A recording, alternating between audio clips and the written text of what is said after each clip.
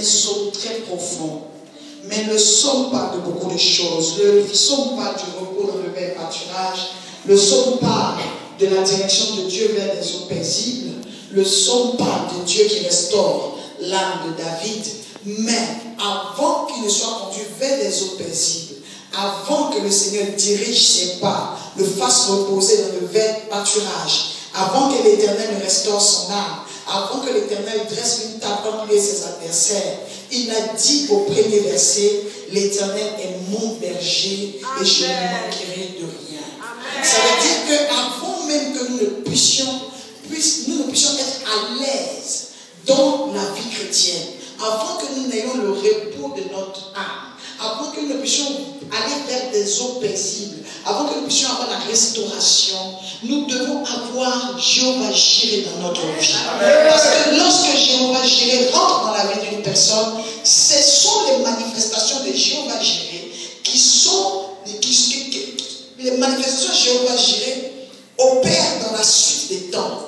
Il y a des choses qui vont se manifester dans votre vie pas avant que vous n'ayez Jéhovah Jireh dans votre vie. Il faut que le Dieu pourvoyeur descende dans votre vie afin que vous puissiez voir ce Dieu-là vous conduire dans le vert pâturage. Parce que le vert pâturage, c'est l'endroit où Dieu emmène une personne pour que les choses se calment. Le tumulte s'arrête dans sa vie. Les combats s'arrêtent dans sa vie, même si c'est pour un temps. Les combats du manque. Parce qu'il va dans le vert pâturage. Parce qu'il est comme un agneau. Il est comme une brebis. Il se met dans le corps, il se met dans la peau d'une brebis.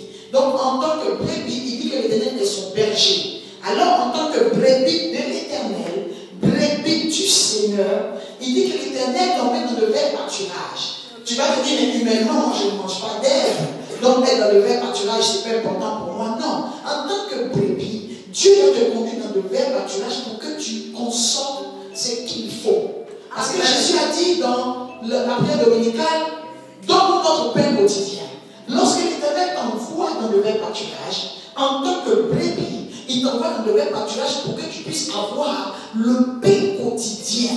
Il rend ta vie paisible. Parce qu'une personne qui a faim, une personne qui manque du minimum, cette personne-là ne pourra pas avoir la force d'atteindre des objectifs de maximisation.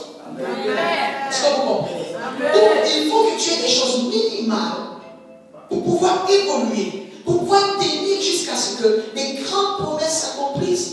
Nous avons vu Dieu opérer dans la vie de David. Pendant que David était poursuivi, Dieu permettait qu'il y ait des maisons où il puisse se retrouver pour manger. Pendant qu'Élie était poursuivi, le prophète, Dieu permettait qu'il y ait des maisons où Élie pouvait se retrouver pour se reposer, en entendant d'avoir des grandes guerres avec le prophète de Baal. Nous avons vu Joseph, avant que les grandes choses se manifestent dans sa vie, avant que ses promesses ne s'accomplissent, Dieu a quand même mis dans le vert pâturage. Amen. Le vert pâturage peut être un endroit où Dieu permet que tu te retrouves pour écouter la nourriture, recevoir la nourriture, consommer la nourriture prophétique ou la nourriture concernant la parole de Dieu qui te fera devenir. Tu ne peux pas devenir si tu consommes des mauvaises choses spirituellement. Tu ne peux pas voir la gloire de Dieu si tu ne te remplis pas, si tu n'es pas rassasié des choses, de la nourriture remplie de vitamines, c'est-à-dire de la révélation de la parole qui est au-delà de la parole simple. C'est cette révélation qui représente les vitamines qu'on peut mettre dans un repas. Tu peux manger un repas, mais sans vitamines. Ce sont des vitamines qui permettent à la constitution humaine, au corps humain de se développer, qui permettent aux différents endroits, organes qu'il y a dans le corps humain de prendre de la valeur, de se développer afin que la personne qui a les organes puisse faire des choses que les personnes qui n'ont pas la capacité de consommer une certaine qualité de repas ne peuvent pas faire. Alors vous comprendre que même l'endroit où vous asseyez pour écouter l'évangile, c'est très important. Selon l'évangile que vous écoutez, vous allez voir aussi des genres de choses qui vont accompagner vos vies. C'est là que nous avons vu dans la Bible Pierre dire à Jésus, tu as les paroles de la vie. Parce qu'il y a des paroles qu'il avait entendues toute sa vie qui ne lui avait pas permis de marcher sur l'eau. Il y a des paroles qu'il avait entendues toute sa vie qui ne lui avaient pas permis d'avoir des victoires face à l'affront des poissons qui refusaient de rentrer dans son filet. Lorsqu'il vivait des obstacles, des oppositions, il n'y avait rien qui pouvait changer cela. Si les poissons avaient refusé la journée de venir dans son filet, il serait obligé d'attendre le jour où les poissons allaient d'humeur pour pouvoir rentrer dans son filet. Mais il a découvert quelqu'un qui a les paroles de la vie. Il a découvert quelqu'un qui annonçait des choses qui opéraient. Il a découvert quelqu'un qui faisait des choses surnaturelles. Alors vous devez comprendre cela ce soir. Vous devez comprendre cela ce soir. Je dis que le message que je prêche, ce n'est pas un message pour tout un peuple. C'est un message pour des personnes qui ont une destinée prophétique, qui ont une destinée, une promesse de leur vie qui doit s'accomplir. Et si cette personne est là ce soir, alléluia.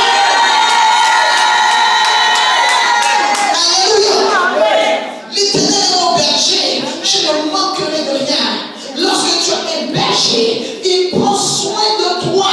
Lorsque nous acceptons Jésus-Christ comme Seigneur et Sauveur personnel, nous devons croire qu'il peut prendre soin de nous. Et comment tu prouveras que tu as les œuvres de la foi en disant que l'Éternel peut prendre soin de moi? Comment est-ce que tu le prouveras? Tu le prouveras par ta confiance. Tu le prouveras lorsque, malgré les vents qui se lèvent, malgré les problèmes que tu traverses, tu demeureras fidèle à ce que tu as reçu, à ce à quoi tu crois. Il faut être fidèle en sa vision, fidèle en ce en quoi nous croyons. Si tu crois que Dieu va faire, ce ne sont pas les événements qui te feront changer ta vie. Ce ne sont pas les personnes qui te feront changer ta vie. Ce n'est pas la méchanceté ni l'ingratitude des uns et des autres qui te fera changer ta vie concernant ce qui est Dieu pour toi. L'Éternel est mon berger. Et lorsqu'il parle, il connaissait les différentes dimensions de Dieu. Il connaissait le Dieu combattant. Parce que lorsqu'il allait se battre contre Goliath, il n'a pas dit que je viens contre toi avec l'Éternel qui est mon berger. Il dit tu viens contre moi avec la lance et le javelot, mais moi, David, je viens contre toi, Goliath, avec l'Éternel des armées. Mais lorsqu'il est en train de parler du pourvoyeur, il n'a pas appelé l'Éternel des armées, il a dit que l'Éternel est son berger. C'est vrai que selon les situations de ta vie, il y a la manifestation de Dieu dans ta vie. Selon les moments que tu traverseras, Dieu se manifestera de manière différente dans ta vie. C'est pour cela qu'il faut que tu sois calme, il faut que tu sois tranquille. Lorsque les vents se lèvent, Dieu n'a pas une seule manifestation.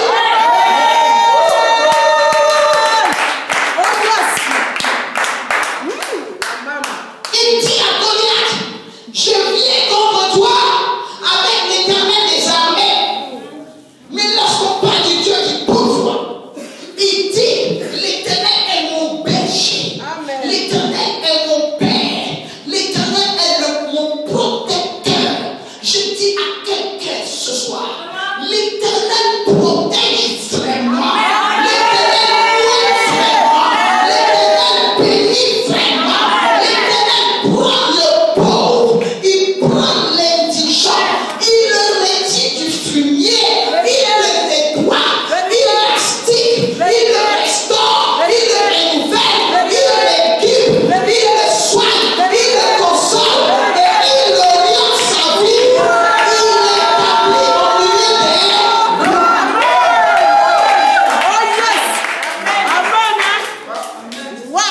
Dieu fait tout ça.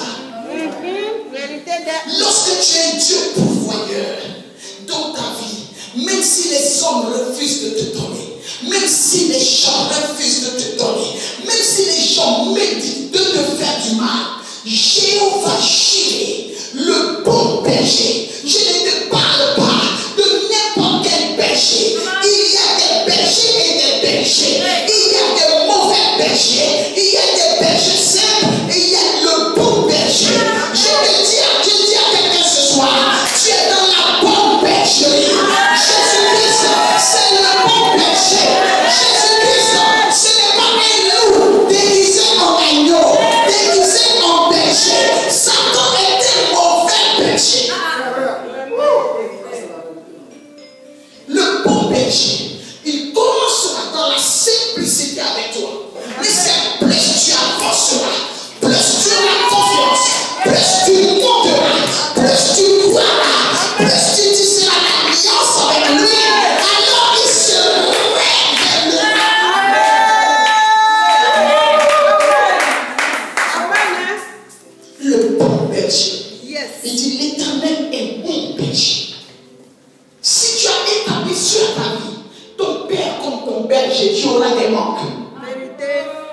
si tu as établi sur ta vie tes relations, tes connaissances comme pourvoyeur, un jour, il y aura le manque. Le père de Joseph lui a donné une tunique, mais son père n'a pas empêché qu'on lui retire cette tunique. Le père de Joseph lui a donné l'amour, mais son père n'a pas pu empêcher que ses frères le haïssent. Le père de Joseph lui a donné beaucoup de choses, mais il n'a pas pu empêcher que beaucoup de choses négatives lui arrivent.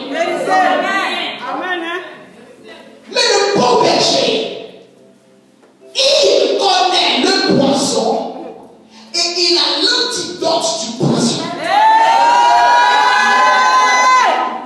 David dit que lui dans la brousse, lorsque les loups et les ours et les lions venaient attaquer ses brebis, même si les ours et les lions arrivaient à injecter un poison, il dit que lui, il ouvrait la gueule du lion et il retirait sa brebis. Ça veut dire qu'il ne laissait pas ce que l'ennemi a commencé terminer. Amen. Je ne sais pas si le problème est de ce message-là. Je dis que le bon berger ne laissera pas ce que l'ennemi a commencé à terminer. Il ouvrira la gueule du lion. Le bon berger, lorsque Jéhovah Jireh est dans ta vie, tu peux commencer faible, tu peux être quelque part où on ne te connaît pas. Jéhovah Jireh te révélera. Lorsque les gens te voient et qu'ils ne te considèrent pas, c'est parce que tu n'as pas encore été doté de la grâce de la révélation. David était dans la ville, mais personne ne savait qu'il avait de potentiel. Il a fallu que Dieu provoque un événement pour le révéler. Si Dieu veut te révéler, si Jéhovah Jireh veut pouvoir à ta révélation, si Jéhovah Jireh veut pouvoir à ta révélation, je te dis la vérité. Ou tu penseras que tu ne seras pas révélé. C'est ça la main qui va te révéler. Ou les gens penseront qu'on est en train de te fermer. C'est l'attitude de la main qui te donnera de l'attitude. Je dis il y a une attitude qui te donnera de l'attitude. Je dis il y a une attitude qui te donnera de l'attitude. Alléluia. Vous me suivez? Alléluia. Lorsque Jéhovah Jireh rentre dans ta vie, sois calme. J'aime trop ce grand Dieu qui prend quelqu'un, surtout quand on l'abandonne. J'aime l'histoire de la Bible qui me parle des noms qui quittaient Jérusalem pour descendre à Jéricho. J'aime.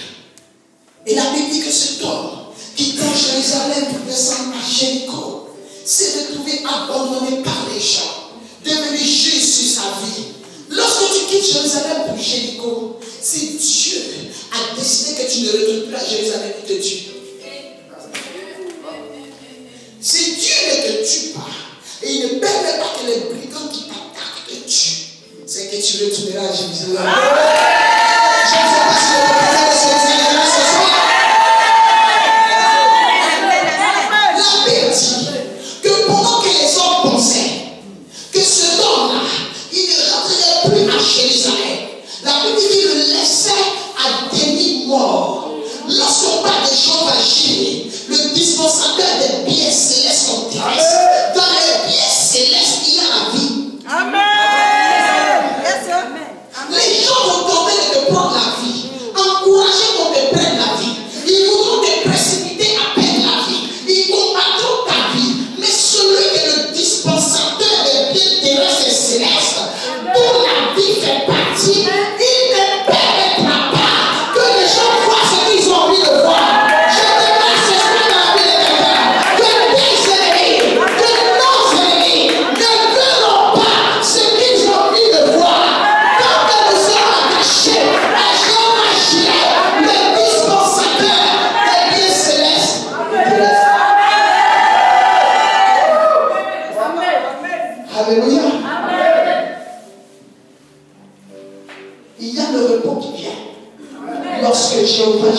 présent dans ta vie.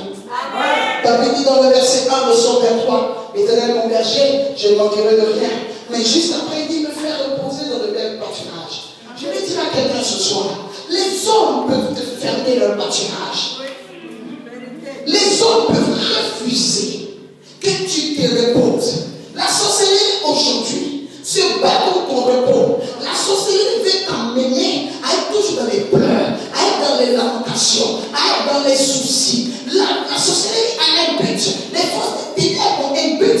Mais David savait que les forces des ténèbres existaient. Mais il savait aussi que Dieu préparait à un prophète qu'on appelle Samuel et qu'il allait venir pour changer la vision de son père Isaïe et de ses frères. Il connaissait le Dieu qui ne tient pas compte de l'âge de nos ennemis. Il ne tient pas compte de leur année de ministère sorcellerie. Il ne tient pas compte de leurs années de positionnement ou de la profondeur et profondeur de la sorcellerie. Lorsque Dieu veut te mettre de faire pâturage, il apparaît dans ta vie comme le bon berger. Je tiens à faire l'apparition du bon berger dans ta vie.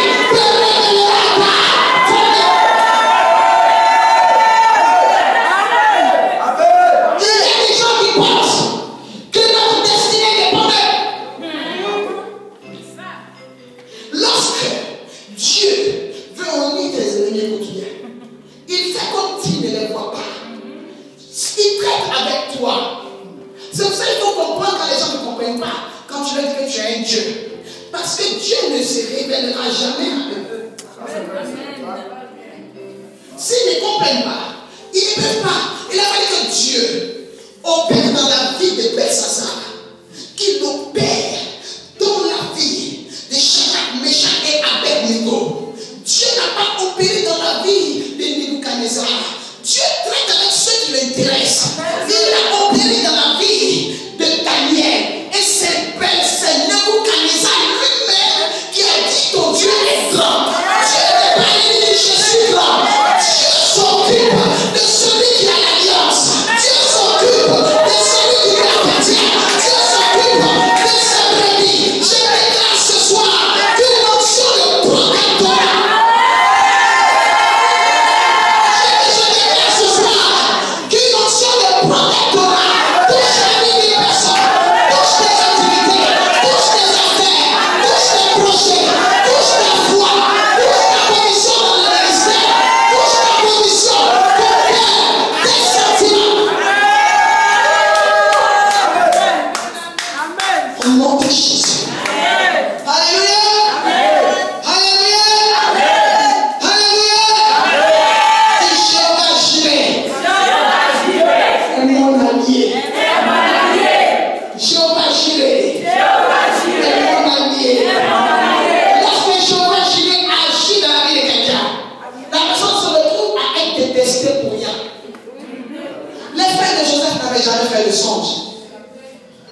Dieu avait pourvu.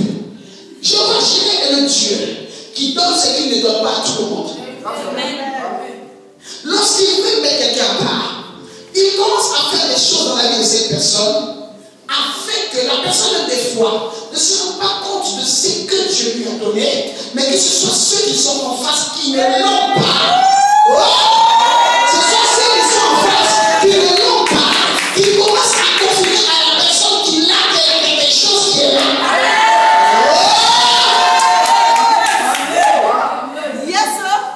Il a donné un songe pour Joseph. Lorsque Joseph est en train d'expliquer son songe, je veux ma chair me lever, je veux vos chair m'abaisser. Il explique ça facilement, comme si c'est facile de rêver. Il y a des choses, lorsque je vais pouvoir dans ta vie, lorsque j'irai pouvoir dans ta vie, il te donnera des choses qui seront compliquées pour les autres, mais faciles pour toi. Lorsque Dieu t'a donné, lorsque Dieu t'a béni, lorsque Dieu t'a oint, quel que soit le domaine spirituel ou naturel ou terrestre, tu ne te fatigueras pas pour faire des choses. Joseph explique des songes comme la blague. Mais ses frères n'arrivent pas à le faire.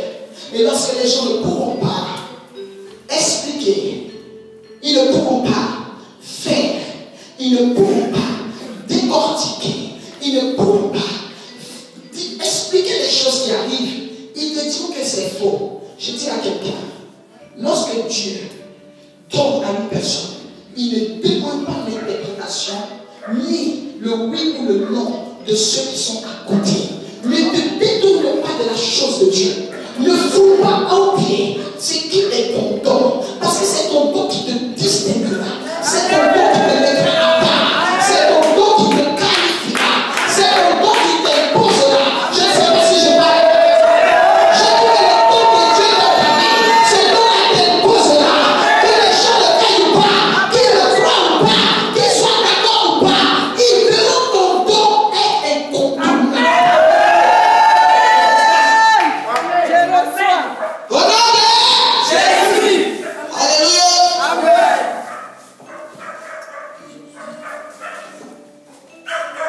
Nous allons prendre nos Bibles. Dans le livre de Daniel. Quelqu'un est béni? Amen. Oh, je ne crois pas à ce que c'est vrai. Amen. C'est vrai que tu es béni? Amen. Daniel 9, à partir du verset 22. Daniel 9, verset 22 dit quoi? Daniel 9, verset 22. Il m'instruisit et s'entretint avec moi. Il me dit, Daniel, je suis venu maintenant pour... Commence au verset 21, s'il te plaît. Amen. Verset 21. Je dis Daniel 9, verset 20. Commence à partir du verset 20. Okay. Daniel 9, verset 20. Je parlais encore, je priais, je confessais mon péché et le péché de mon peuple d'Israël. Et je présentais mes supplications à l'Éternel, mon Dieu, en faveur de la sainte montagne de mon Dieu. Je parlais encore dans ma prière, quand l'homme, Gabriel, que j'avais vu précédemment dans une vision, s'approcha de moi d'un vol rapide au moment de l'offrande du soir. Alléluia. Amen. Lorsque je parle de Jéhovah Jireh, je parle du Dieu qui est dans l'alliance du donnant-donnant. Jéhovah Jireh, c'est le Dieu qui est dans l'alliance du donnant-donnant. Amen. Il a donné, il y a un verset que j'aime. Jean 3,16 dit quoi? Que dit Jean 3,16? Car Dieu a tant aimé le monde qu'il a donné son Fils unique afin que quiconque croit en lui ne périsse point, mais ait la vie éternelle. Ok, on reprend le français comme tu viens de dire. Jean 3,16 dit, car Dieu a tant aimé le monde qu'il a donné son Fils. Virgule ou point? Ok. Après la virgule de lui son don, on dit afin que. En français, afin que c'est quoi? Dieu n'a pas donné son Fils unique sans but. Si Dieu était si gentil, l'enfer serait fermé après la résurrection de Christ. Vérité. Il a laissé l'enfer ouvert parce que le don gratuit de Dieu a un but. Amen. Car Dieu a tant aimé le monde qu'il a donné son Fils afin que quiconque croit derrière le sacrifice et une vision. Amen. Derrière ton sacrifice, il y a une vision afin que quiconque croit en lui ne périsse point. Ce qui veut dire que malgré le don de Dieu, si tu ne crois pas en lui, tu périras. Et tu n'auras pas la vie éternelle. Ce qui veut dire que notre Dieu, Jéhovah Jireh, le pourvoyeur, est un Dieu de donnant. Lorsqu'il s'est manifesté dans la vie de Joseph, il a pris combien d'années de la vie de Joseph avant de l'élever?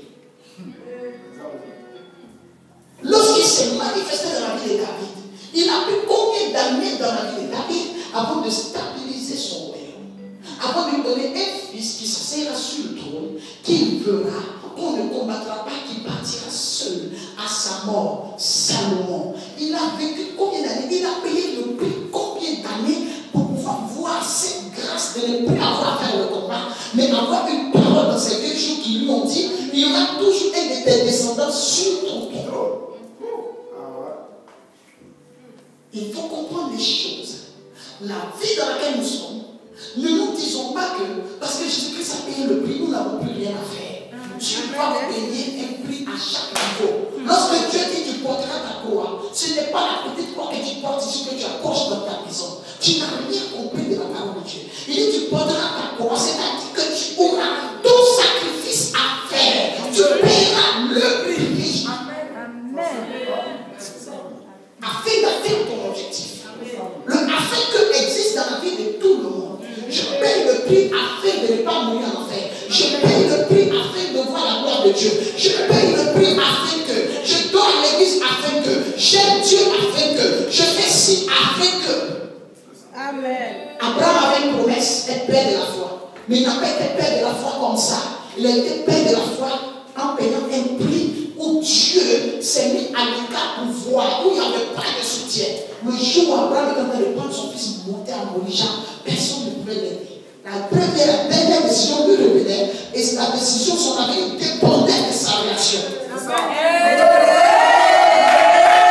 Je dis à quelqu'un ce soir, ton avenir dépend de ton comportement et de ta réaction. Dieu a laissé jusqu'à la dernière minute l'exécution de sa volonté avant de révéler le bélier qui était retenu par les corps. Le bélier allait demeurer invisible tant que Abraham n'était pas monté à Morisha, tant qu'il n'avait pas dressé l'autel. Parce qu'on ne peut pas tuer le bélier de la révélation, le bélier de la réponse qui a pas un autel qui était préparé. Amen. Et si Abraham n'avait pas prévu ou refusé de donner son fils, il n'allait pas voir la raison pour laquelle il devait mettre le feu et bâtir un autel. Dieu donnera. Il répondra après que tu aies agi. Amen. Alléluia. Amen. Même ce soir, je ne me sens pas bien. Mais je regardais entre ma santé et l'évangile et le jeûne dans lequel certains sont et la soif et le besoin présent. J'ai dû poser